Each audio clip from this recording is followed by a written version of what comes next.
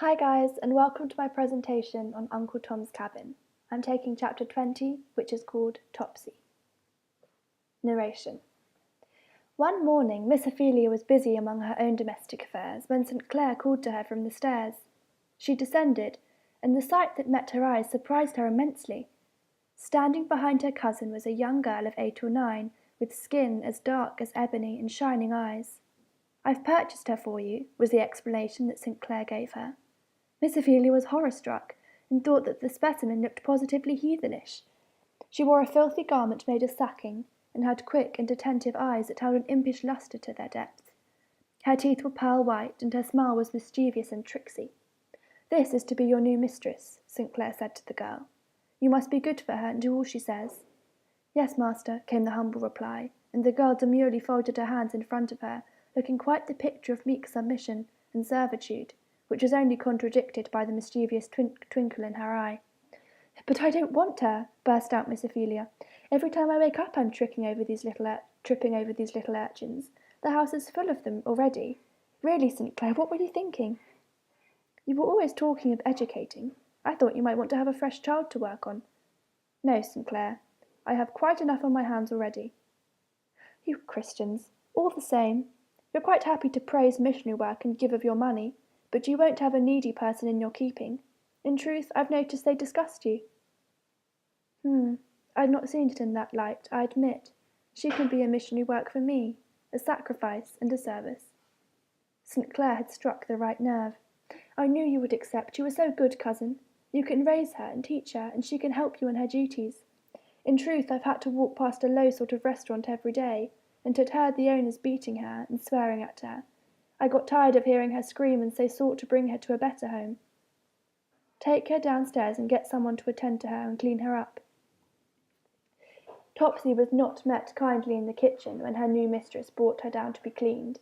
Dinah frowned, and said she had enough little uns to trip over, and Jane and Rosa turned their noses up at her, and openly despised the young girl. With only Jane's begrudging help, Miss Ophelia took the task of cleaning down the girl herself. Now Miss Ophelia had huge amounts of perseverance and resolve, and so set her mouth firmly and set about the grim task. Once the rags had been stripped off Topsy, they revealed welts and blisters where she had been beaten raw. The two sponged her down, Jane complaining all the time, and put her new clothes on. Then the questioning began. "How old are you, Topsy?" "I don't know. 'Spect I just growed."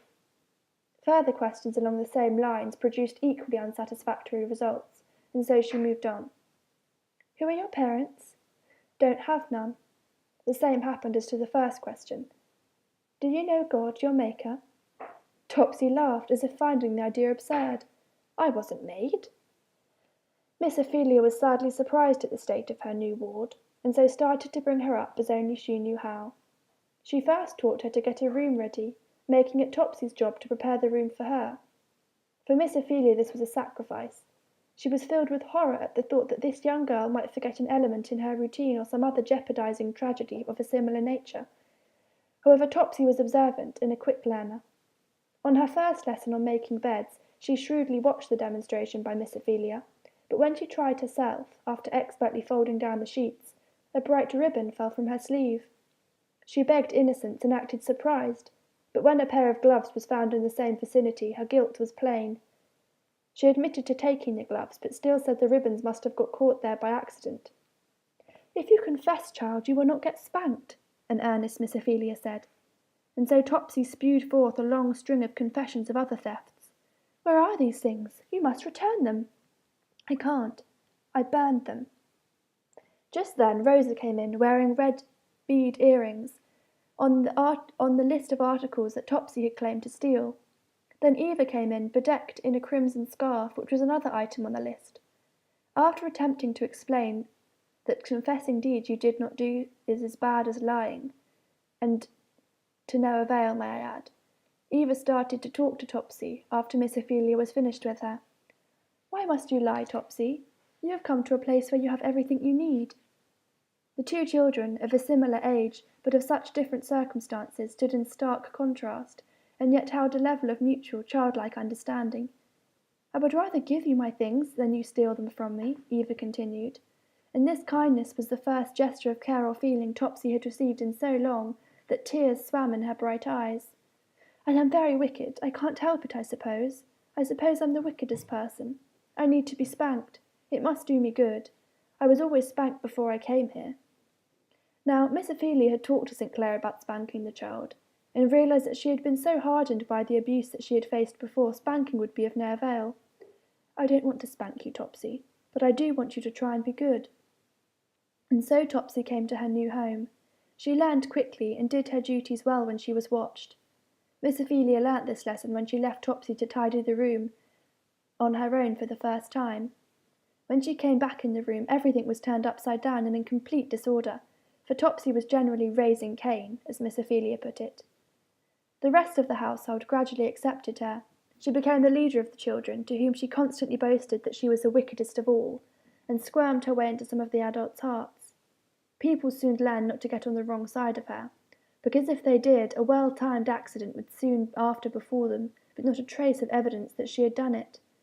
If she was particularly grieved, she would run to St. Clair, who had a soft spot for her, and always let her hide behind his chair. Another development was that Miss Ophelia saw fit to teach her the catechism, but St. Clair liked to listen and generally made himself a nuisance, laughing at her mistakes and getting her to recite them to him. She was quick at learning, but got the long words muddled, which, although Miss Ophelia could see nothing funny in it, tickled her cousin immensely. And so a new character has been introduced to our story, and she will be mentioned and play her part in the future. Setting. This whole chapter is set in St. Clair's beautiful house in New Orleans. In the book, it mentions that the architecture is Moorish, so this is what I imagine it to look like. Best bit and worst bit. Worst bit. Firstly, I am really angry at the way Miss Ophelia and the other servants talk about Topsy in front of her, saying they don't want her, like or care about her. No wonder she is such a damaged child if she is fully aware of the fact that she is unwanted and unloved.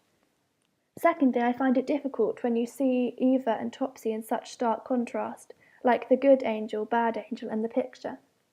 The only thing that has made them so is circumstance, and yet one is seen as a saint and the other a devil. They are not more or less wicked than each other, but things out of their control meant that Topsy had to be a survivor, and Eva could be an angel. Another thing that came to mind was that St. Clair takes slaves under his wing out of compassion. He is kind to them, and yet they are still in bondage. He rescues Topsy from her former abusive owners, but is he actually rescuing her if she is still in bondage with him?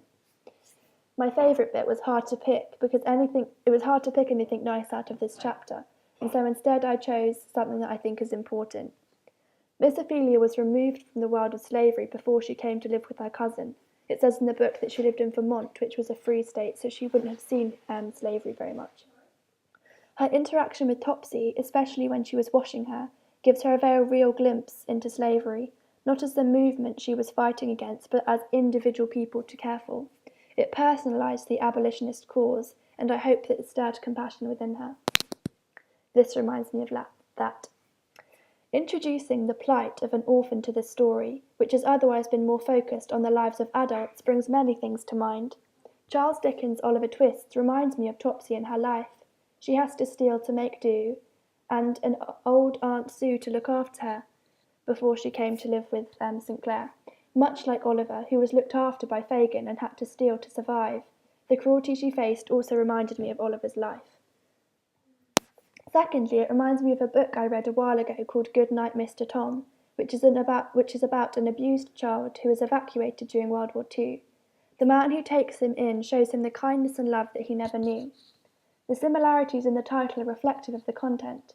The boy is nourished physically and emotionally by this man and grows into a happy child. The boy he is at the beginning of the book, though, reminds me of Topsy, unloved, beaten up, and wary of any kindness. Howhand 1. She was the blackest of her race. In this quote, the author is describing Topsy, commenting on her physical appearance and dark skin. As this description unfolds, words such as goblin also crop up, which made me revisit the initial description of her, this quote. Stowe doesn't say she had dark skin, but simply that she was dark. This foreshadows Topsy's character and hints at things to come, such as her thieving ways, and that she lies, making Miss Ophelia think she is a very wicked child. Topsy has this label placed upon her from the moment she is introduced to us. Later, she tells her friends that she is the most wicked person in the whole world.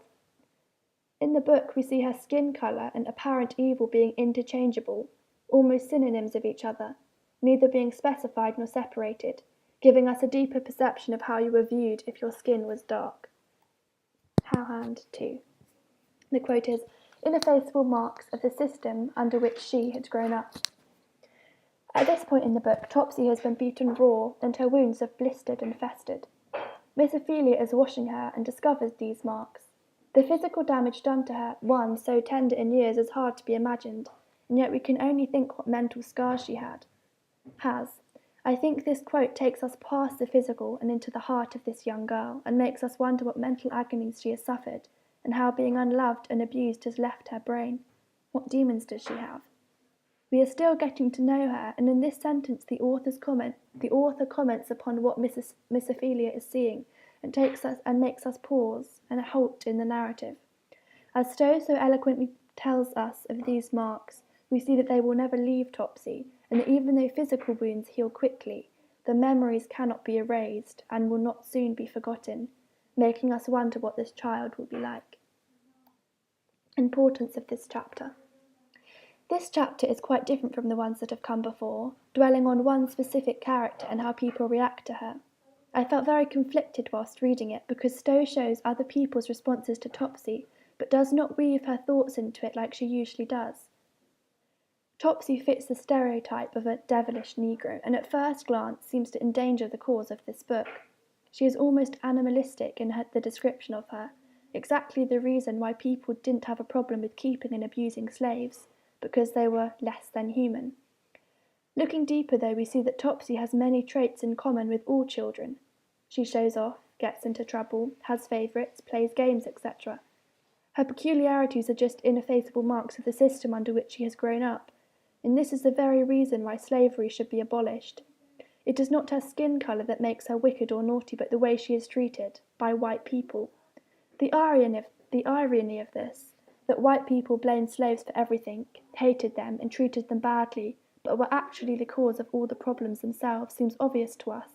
But I think that Stowe was trying to make this point by bringing Topsy into the story. She is trying to make the readers take responsibility for their actions, and to not point their fingers at the slaves, but at themselves for the sad state that these poor people are in. Okay, so these are the pictures I chose.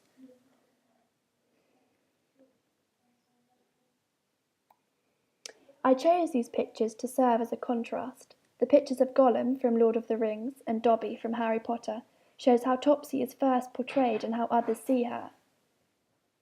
In the book, Miss Ophelia is just kind of horrified when she sees her, this girl with large eyes and filthy clothes, almost a wild animal to be tamed as a pet. So even the way that St. Clair kind of interacts with her is very much like animalistic, like it isn't like she's actually a person.